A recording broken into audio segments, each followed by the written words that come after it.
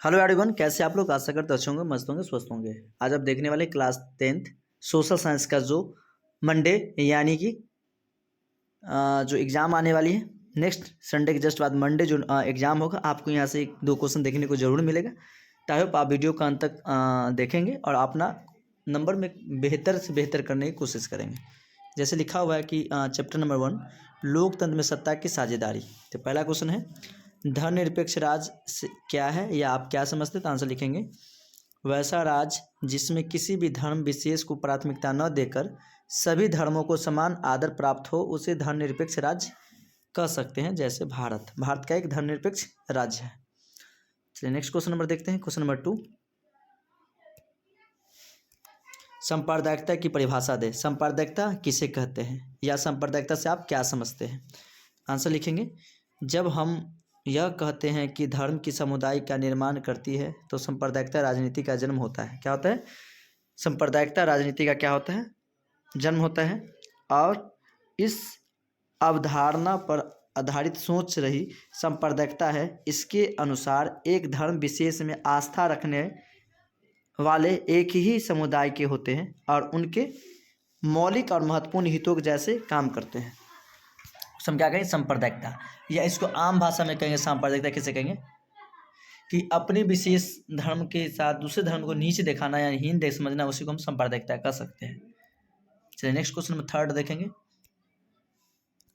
सांप्रदायिकता सद्भाव के लिए क्या आप क्या करेंगे या सद्भाव के लिए आप क्या करेंगे? बताएंगे आंसर। आंसर लिखेंगे भारत में विभिन्न धर्मों के लोग निवास करते हैं। धार्मिक पहचान के आधार पर राजनीतिक व आर्थिक स्वार्थों की पूर्ति के कारण सांप्रदायिकता के स्थान पर सांप्रदायिक संघर्ष का जन्म होते हैं। सांप्रदायिकता सबके लिए शिक्षा और जन जागरूकता का विकास, विभिन्न धर्म के लोगों में आपसी समझ का विकास अर्थात या तथा धर्म के राजनीतिक उपयोग पर रोक लगाना आवश्यक है। नेक्स्ट क्वेश्चन पढ़ेंगे 4 नंबर क्वेश्चन। सामाजिक विभाजन से आप क्या समझते हैं? सामाजिक विभाजन से आप क्या समझते हैं? आंसर लिखेंगे प्रत्येक समाज में लोगों के जन्म, भाषा, जाति, धर्म के आधार पर विभेद होना स्वाभाविक है। मतलब प्रत्येक समाज में आप जिस समाज में रहते हैं उस समाज में भी आपको देखने को मिलेगा कि भाषा के आधार, भाषा अलग है, जाति अलग है, धर्म अलग है, बस बहुत मजहब के लोग रहते हैं जिस समाज में, उसी को तो समाज कहते हैं। इन आधार पर लोग अलग अलग समुदायों से संबंध हो जाते हैं, उसे सामाजिक विभाजन कहा जाता है। उसे क्या कहते हैं? सामाजिक विभाजन कहा जाता है। भारत में जाति के आधार पर सवर्ण, दलित, पिछड़ी जातियों के समुदाय सामाजिक विभाजन के उदाहरण है, क्योंकि समाज में अलग अलग जाति के लोग रहते हैं और यहाँ पर आप देख सकते हैं। चलिए नेक्स्ट क्वेश्चन नंबर देखते हैं। 5 नंबर क्वेश्चन क्या कर रहा है? लोकतंत्रात्मक व्यवस्थाएं किस प्रकार अनेक तरह के सामाजिक विभाजनों को संभालती है? उदाहरण के साथ बतावें। लोकतंत्रात्मक व्यवस्थाएं किस प्रकार अनेक तरह के सामाजिक विभाजनों को संभालती है? उदाहरण के साथ समझाएं। आंसर लिखेंगे समानता और स्वतंत्रता लोकतंत्र के 2 आधार है। क्या है? 2 आधार है। समानता का सिद्धांत जाति, धर्म, वंश, लिंग, भाषा, क्षेत्र जैसे किसी भी आधार पर व्यक्ति के विभेद को अस्वीकार करता है, मतलब स्वीकार नहीं करता। इसकी जगह कानून के समक्ष समानता, समान अवसर, समान संरक्षा की प्रधानता की स्थापना करता है। स्वतंत्रता के अंतर्गत सभी व्यक्तियों को समान स्वतंत्रता प्रदान की जाती है, जिसमें भाषण एवं अभिव्यक्ति, संघर्ष, संगठन बनाने, पेशा, व्यवसाय चुनने का मताधिकार आदि शामिल है। ओके, चलिए नेक्स्ट क्वेश्चन देखते हैं। क्वेश्चन नंबर 6 भारत की संसद में महिलाओं को प्रतिनिधित्व की स्थिति क्या है?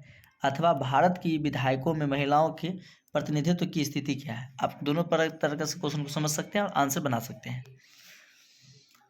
यद्यपि मनुष्य जाति की आबादी में महिलाओं की संख्या आधी है। क्या है?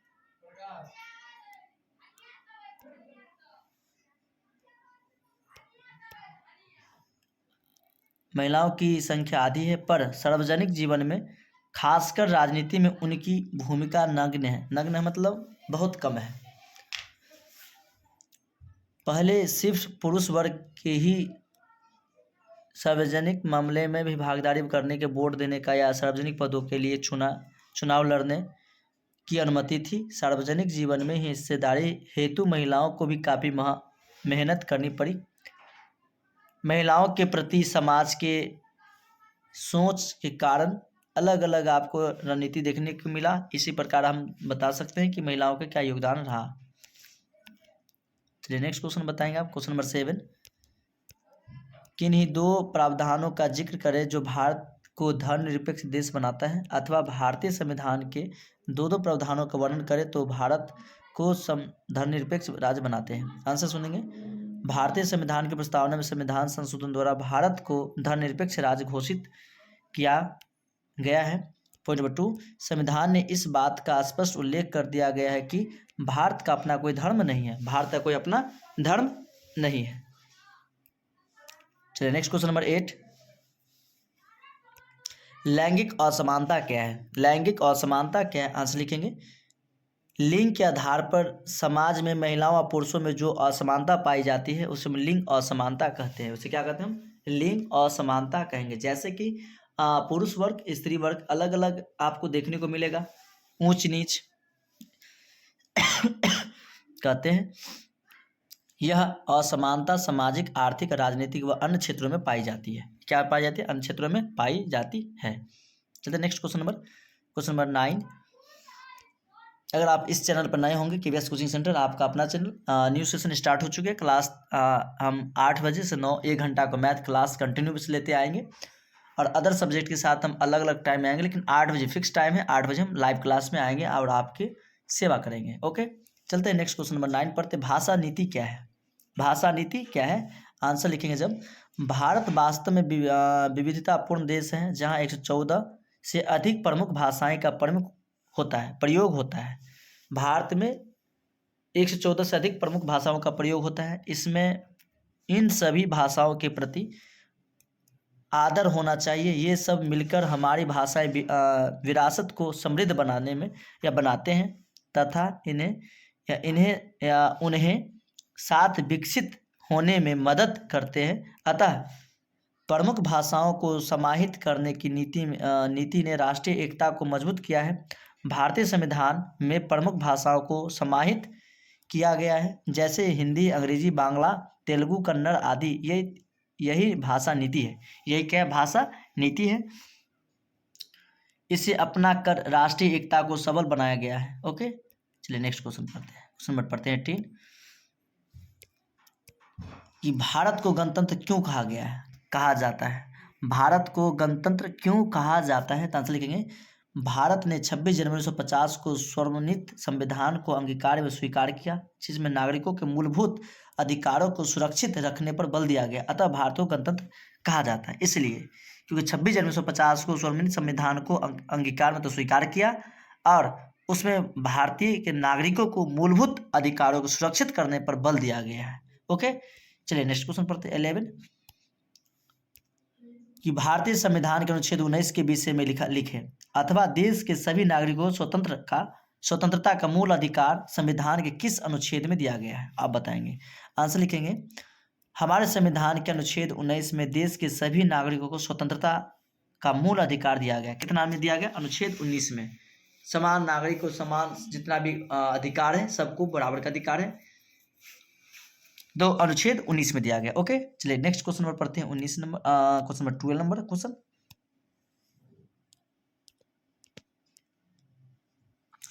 नंबर 12 है कि संघात्मक शासन व्यवस्था में लिखित संविधान क्यों आवश्यक है? संघात्मक शासन व्यवस्था में लिखित संविधान क्यों आवश्यक है?